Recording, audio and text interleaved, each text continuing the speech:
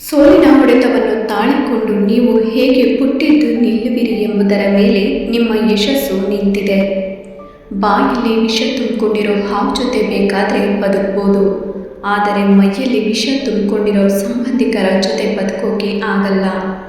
ಆಸೆಯಿಂದ ಆಡಿದ ಮಾತುಗಳು ಬರೀ ಬಯಕೆಯನ್ನಷ್ಟೇ ಹುಟ್ಟಿಸುತ್ತದೆ. ಹಸಿವಿನಿಂದ ಹುಟ್ಟಿದ ಮಾತುಗಳು ಬದುಕಿನಲ್ಲಿ ಛಲವನ್ನು ಹುಟ್ಟಿಸುತ್ತದೆ. ಒಂದು ಸಾರಿ ಮಾಡುವ ತಪ್ಪು ತಪ್ಪಲ್ಲ, ಅದು ತಪ್ಪು ಎಂದು ತಿಳಿದ ಮೇಲೆ ಮಾಡುವುದು ನಿಜವಾದ ತಪ್ಪು. ಬದುಕಿನಲ್ಲಿ ಎದುರಾಗುವ ಕತ್ತಲೆಗೆ ಹೆದರಬೇಡ. ಗಾಢ ಕತ್ತಲೆಯಲ್ಲಿ ಇದ್ದರಷ್ಟೇ ನಕ್ಷತ್ರಗಳು ಪ್ರಕಾಶವಾಗಿ ಬೆಳಗುವುದು. ಸಕ್ಕರೆ ಸಹವಾಸ ಮಾಡಿ ಹಾಲು ಸಿಹಿಯಾಗುತ್ತದೆ, ಹುಳಿಯ ಸಹವಾಸ ಮಾಡಿದ ಹಾಲು ಒಡೆದು ಹೋಗುತ್ತದೆ. ಅದೇ ರೀತಿ ಬದುಕು ಕೂಡ.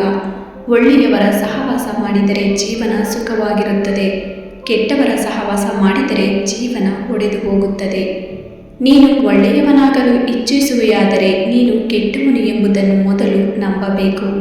ಸಿಟ್ಟು ಬಾರದವನು ಕಡುಮೂರ್ಖ, ಆದರೆ ಸಿಟ್ಟುಗೇಳದವನು ಕಡುಜಾಣ. ನಿಮಗಾಗಿ ನೀವು ಬದುಕಿ, ನಿಮಗಾಗಿ ಕೆಲಸ ಮಾಡಿ, ಆದರೆ ಪ್ರಪಂಚಕ್ಕಾಗಿ ಪ್ರಾರ್ಥಿಸಿ.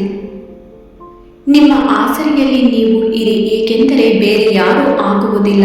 ಜೀವನವು ಪ್ರತಿಯೊಬ್ಬರನ್ನು ತಮ್ಮದೇ ಆದ ಸನ್ನಿವೇಶಗಳಲ್ಲಿ ನಿರತರಾಗಿಸುತ್ತದೆ. ಒಬ್ಬರು ಪರಿಪೂರ್ಣರಾಗಲು ಯಾವುದೇ ಮಾರ್ಗವಿಲ್ಲ.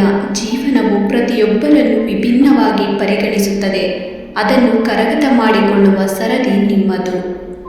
ನೀವು ಸ್ವಲ್ಪ ಸಮಯದವರೆಗೆ ನಿಂತು ನಿಮ್ಮ ಹಿಂದಿನ ನೆನಪುಗಳನ್ನು ತಿರುಗಿ ನೋಡಿದರೆ ನೀವು ಎಲ್ಲಿ ತಪ್ಪು ಮಾಡಿದ್ದೀರೆಂದು ತಿಳಿಯುತ್ತದೆ ಮತ್ತು ಮುಂದೆ ಬರುವ ಸಮಯದಲ್ಲಿ ಬುದ್ಧಿವಂತರಾಗುತ್ತೀರಿ.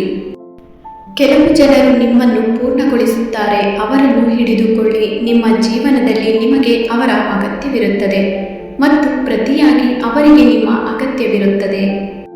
ಜೀವನವು ಉತ್ತಮವಾಗಿದ್ದ ಸಮಯವನ್ನು ನೀವು ನೆನಪಿಸಿಕೊಳ್ಳುತ್ತೀರಿ, ಆದರೆ ನೀವು ಸಮಯ ಮತ್ತು ಪ್ರೀತಿಯನ್ನು ನೀಡದಿದ್ದರೆ ಅದನ್ನು ಉತ್ತಮಗೊಳಿಸಬಹುದಾಗಿತ್ತು. ಈಗ ಅದು ಬರೀ ವಿಷಾದ ಮತ್ತು ಪಶ್ಚಾತ್ತಾಪ. ಪ್ರಯತ್ನಿಸುವಾಗ ಮತ್ತು ಅದಕ್ಕೆ ಅವಕಾಶ ನೀಡಿದಾಗ ನೀವು ಏನನ್ನೂ ಕಳೆದುಕೊಳ್ಳುವುದಿಲ್ಲ. ಅದು ನಿಮಗೆ ಯಾವುದೇ ಒಳಿತನ್ನು ಮಾಡದೇ ಇದ್ದರೆ ಅದರಿಂದ ಕಲಿತುಕೊಳ್ಳಿರಿ. ಜೀವನವು ತುಂಬ ಸೂಕ್ಷ್ಮವಾಗಿದೆ, ಆದರೆ ನೀವು ಅದನ್ನು ಒಮ್ಮೆ ಮಾತ್ರ ಬದುಕಲು ಅವಕಾಶ. ಆದ್ದರಿಂದ ಸರಿಯಾದ ಆಯ್ಕೆಗಳನ್ನು ಮಾಡಿ. ಜೀವನದಲ್ಲಿ ಪವಾಡಗಳು ಸಂಭವಿಸುತ್ತವೆ, ಆದರೆ ಸರಿಯಾದ ಸಮಯ ಬರುವವರೆಗೂ ನೀವು ಕಾಯಬೇಕು. ಜೀವನದ ಬಗ್ಗೆ ನಿಮಗೆ ಈಗ ತಿಳಿದಿರುವುದು ಜೀವನ ನಿಜವಾಗಿರುವುದರ 1001 ಭಾಗವೂ ಅಲ್ಲ.